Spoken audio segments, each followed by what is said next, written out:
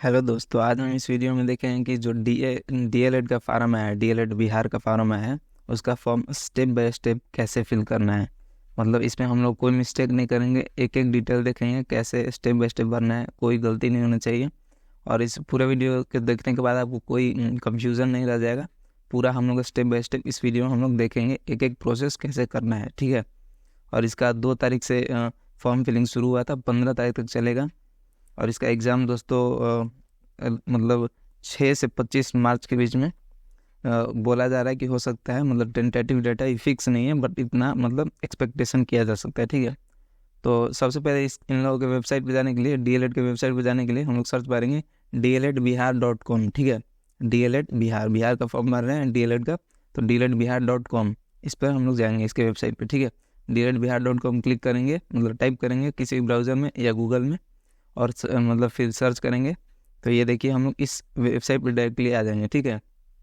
और इस वेबसाइट पर डायरेक्टली आने के बाद हम लोग जब यहाँ लिखा हुआ है डीएलएड 2024-26 एप्लीकेशन फॉर्म, 2024 से 26 के सेशन के लिए एप्लीकेशन फॉर्म यहाँ पे है। मतलब यहाँ पे लॉगिन करने का ये पेज आपको दे रखा है। यहाँ पे इस पेज से आपको लॉगिन करना है। अगर आपने पहले से ऑलरेडी मतलब इसका रजिस्ट्रेशन कर रखा है तो यहाँ पे अपना फ़ोन नंबर डाल दीजिए, ठीक है। इस जगह पे जिस नंबर से आपने रजिस्ट्रेशन किया हुआ था पहले, उसका नंबर डाल दीजिए यहाँ पे। और यहाँ पे पासवर्ड, फिर जो आपने पासवर्ड उस समय बनाया था, ठीक है। और उस पासवर्ड को यहाँ पे फिल करके, अगर आप भूल गए हैं तो फॉरगॉट पासवर्ड पर क्लिक करेंगे तो ये आपको फिर से पासवर्ड बनाने में मदद कर देंगे।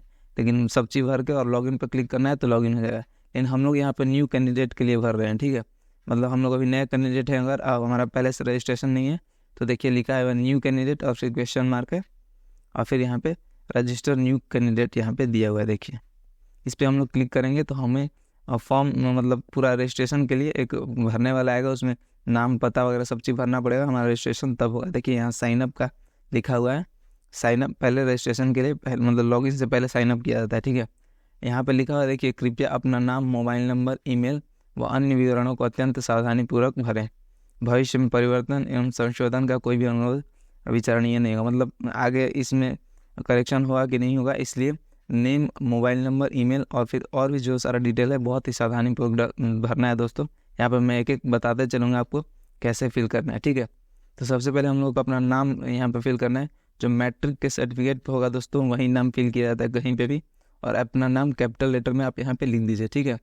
मैट्रिक के सर्टिफिकेट पे जो होगा वही, ठीक है। और यहाँ पे कंफर्म नेम देखिए किया हुआ है, तो दोबारा उसी नाम को लिख देना है। कंफर्म मतलब एक बार फिक्स कर लेना होता है कि वही आपसे मतलब नाम है कि नहीं, उसके लिए आप फिक्स है कि नहीं। तो ठीक है, वहाँ पे अपना नाम दोबारा लिख देना है।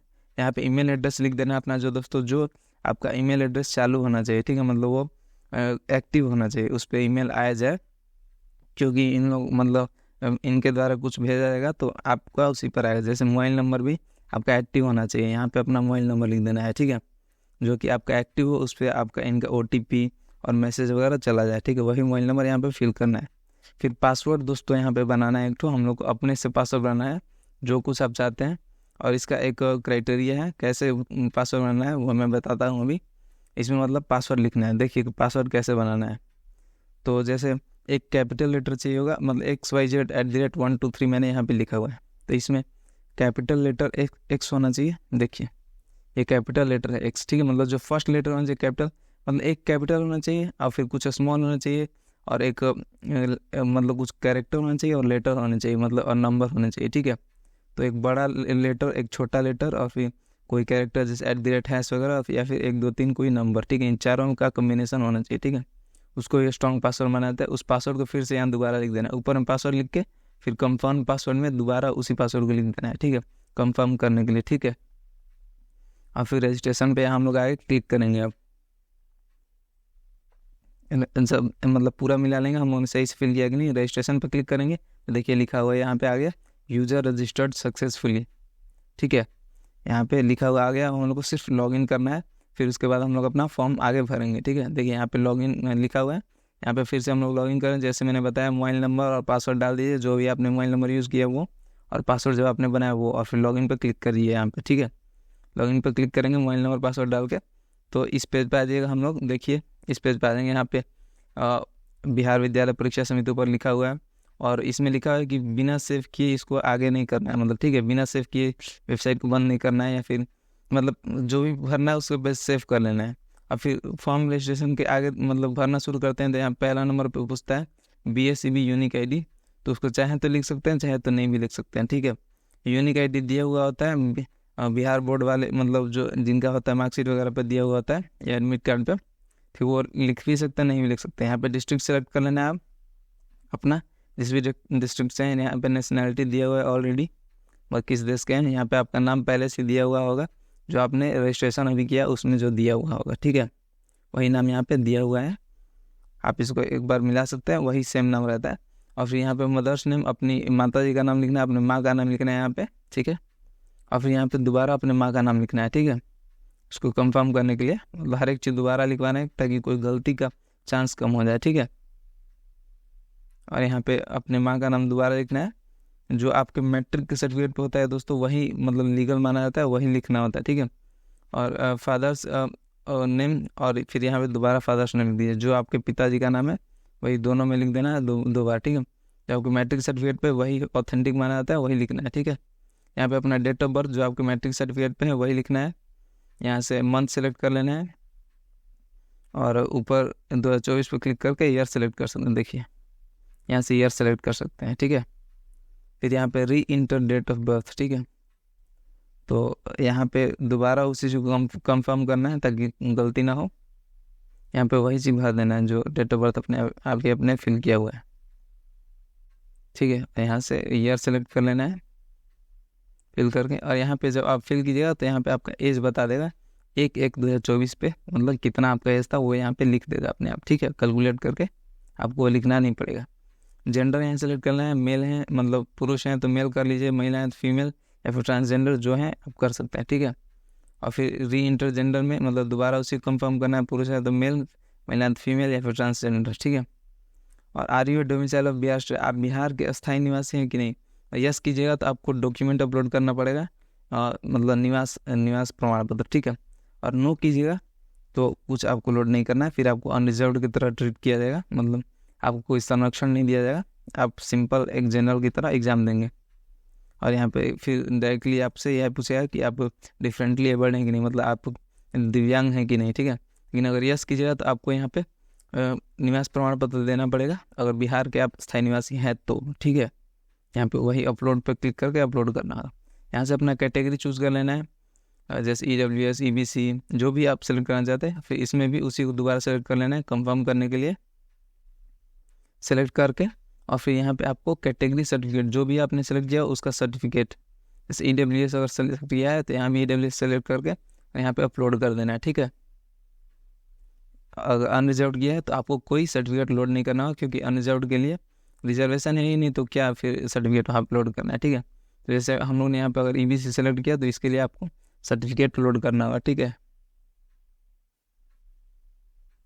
Do you belong to differently abled कर, यहाँ पे अगर आप दिव्यांग हैं तो यस कीजिए, तो फिर आपको कैटेगरी देना होगा यहाँ पे, और फिर डॉक्यूमेंट अपलोड करना होगा सर्टिफिकेट, ठीक है। और नो करते हैं तो कुछ नहीं करना है आपको। Dependent son, dependent unmarried daughter in service, daughter of in service retired, या फिर मतलब आप किसी सेना के जो डिकेज्ड हैं मतलब मरणोपरांत है, और या फिर जो रिटायर हो गए उन पर डिपेंडेंट है, तो आप यहाँ पे सेलेक्ट कीजिए यस, और नहीं तो नो, ठीक है। जैसे कोई रिटायर्ड है या फिर पहले डिफेंस में काम कर चुका है, उन पे आप डिपेंडेंट है तो यस कीजिए, ठीक है। मतलब उन पे निर्भर है तो, ठीक है, डिपेंडेंट पर निर्भर होता है, यस कीजिए। और उसी को दोबारा यहाँ पे इंटर करना है, री इंटर देखिए दिया हुआ है।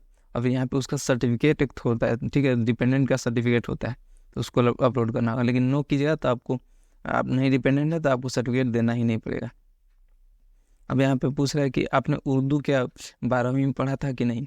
यस कीजिएगा तो आपको जो मतलब हिंदी या उर्दू का एग्ज़ाम होता है, ठीक है दोस्तों, तो यस कीजिएगा तो उर्दू का होगा, और नो कीजिएगा तो मतलब नहीं, ठीक है। तो यस अगर कीजिएगा तो यहाँ पे आपको मतलब उर्दू का होगा, फिर हम लोग नो कर देते हैं, मतलब अगर आपने नहीं पढ़ा है तो, ठीक है। और फिर फैकल्टी यहाँ चूज़ कर लेना है, फिर दोबारा यहाँ फैकल्टी मतलब आपने किस स्ट्रीम से मतलब किया था, मैथ से, साइंस से कि आर्ट्स से 12th, ठीक है, वो चीज़ फिल करना होता है।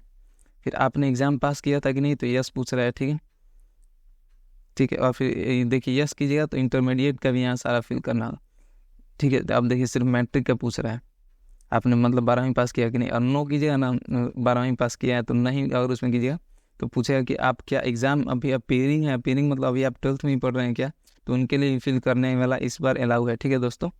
तो आप अलाउ कर सकते हो अगर अपीयरिंग है तो, लेकिन हम लोग यस कर देते हैं, पास हम लोग कर चुके हैं। तो यहाँ पे अगर यस सेलेक्ट कीजिएगा, एग्ज़ाम पास, देखिए वहाँ हमने सेलेक्ट किया यस।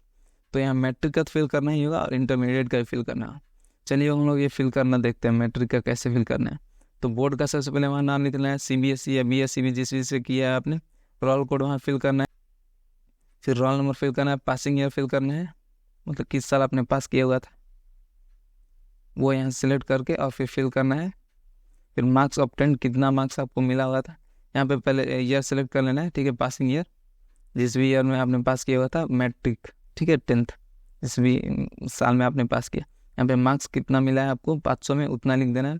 फिर डिवीज़न फर्स्ट सेकंड थर्ड जो भी आया था आपने, प्रथम द्वितीय तृतीय जो भी आए थे वो लिख दीजिए, फर्स्ट सेकंड या थर्ड। परसेंटेज यहाँ पे आपको अपने से लिखना पड़ेगा, निकाल के कॉपी पे निकाल लीजिए और फिर अपलोड डॉक्यूमेंट, यहाँ मार्कशीट अपलोड कर देना है 10th का, ठीक है।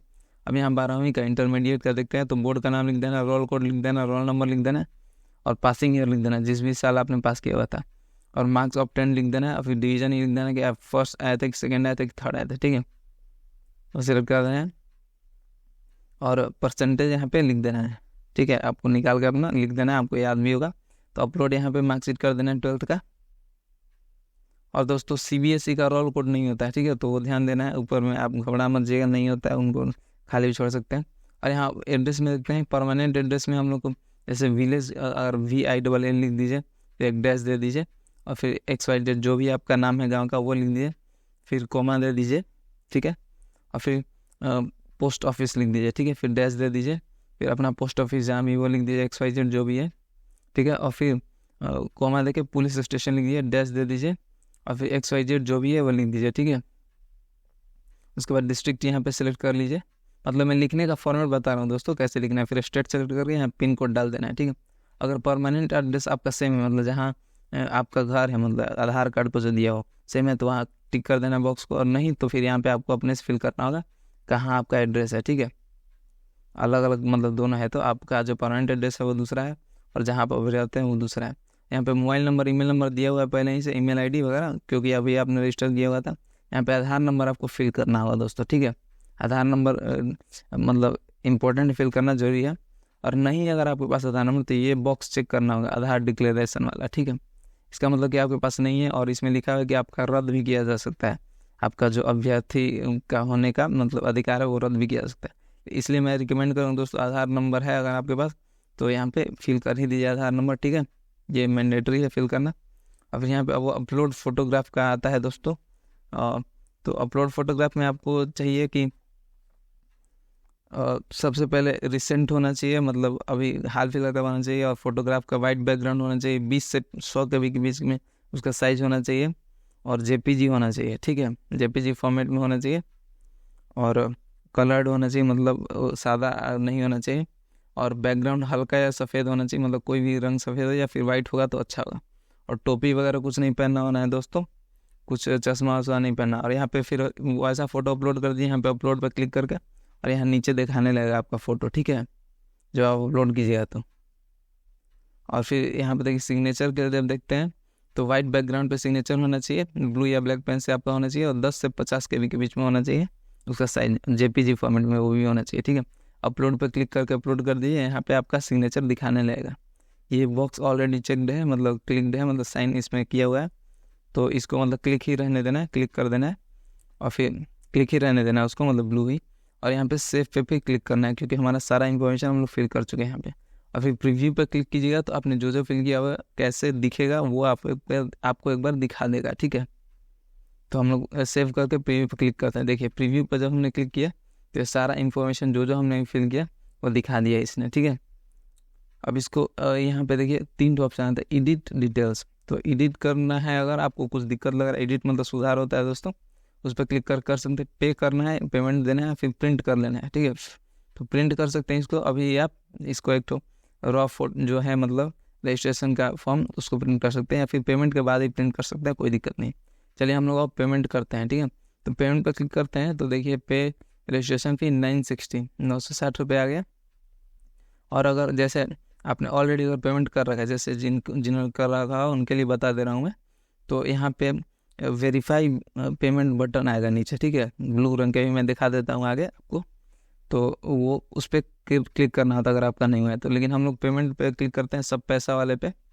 तो यहाँ पे देखिए हम लोग आ गए पेमेंट का पेज। तो यहाँ पे कार्ड्स एक्सेप्ट होता है, यूपीआई या फिर क्यूआर, यूपीआई वगैरह, नेट बैंकिंग, किसी भी चीज़ से आप कर सकते हैं। जैसे क्यूआर पे हमने क्लिक किया तो देखिए जनरेट क्यूआर कोड 973 रुपये ले रहा है, जो कि 960 एक्चुअल है, तो 13 रुपये कन्वीनियंस फी ले रहा है, ठीक है। कुछ एक्स्ट्रा फी लेता है क्यूआर कोड में, सब में नहीं लेता है, इसमें ले रहा है मतलब। और चेंज मोड ऑफ पेमेंट भी कर सकते हैं आप दूसरे तरीके से करना चाहते हैं तो। देखिए यहाँ पे हमने क्यूआर कोड पर क्लिक किया तो यहाँ पे क्यूआर कोड हम लोग को दिखा दिया एक ठो, ठीक है। इसको स्कैन करके आप इजीली पे कर सकते हैं आराम से। अब देखिए अगर आपने पेमेंट का, मैंने जो बोला था कि पेमेंट अगर नहीं हुआ आपको कुछ दिक्कत आ रहा है तो वेरीफाई पेमेंट क्लिक कर सकते हैं, ठीक है। यहाँ पे देखिए आया ना, मैं यही दिखाने के लिए आपको ऐसा किया मैंने। तो वेरीफाई पेमेंट क्लिक किया तो ये दिखा देगा अगर आपका हुआ है, तो मेरा नहीं हुआ है इसलिए देखिए दोबारा भी दिखा दे रहा है वेरीफाई पेमेंट, ठीक है। अब इसको प्रिंट कर लीजिए। पेमेंट करने के बाद देखिए दोस्तों इसको ऐसे निकाल लीजिए आराम से। इसको प्रिंट करके आप सेफली अच्छे से रख लीजिए, इसको निकलवा भी लीजिए। और फिर यहाँ पे देखिए बगल में एक्नॉलेजमेंट स्लिप दे रहा है, जो पेमेंट आपका किए हुआ है ना आपने, तो उसका एक्नॉलेजमेंट देगा। और फिर पासवर्ड भी यहाँ से चेंज कर सकते हैं आप, ठीक है, यहाँ ऑप्शन दे रहे हैं। थैंक यू दोस्तों। अगर आगे भी आपको कोई दिक्कत हो डीएलएड से रिलेटेड या और भी किसी चीज़ से रिलेटेड तो आप कमेंट जरूर करें, आप कमेंट में ज़रूर पूछें जो भी आपको दिक्कतें हों, ठीक है। थैंक यू दोस्तों।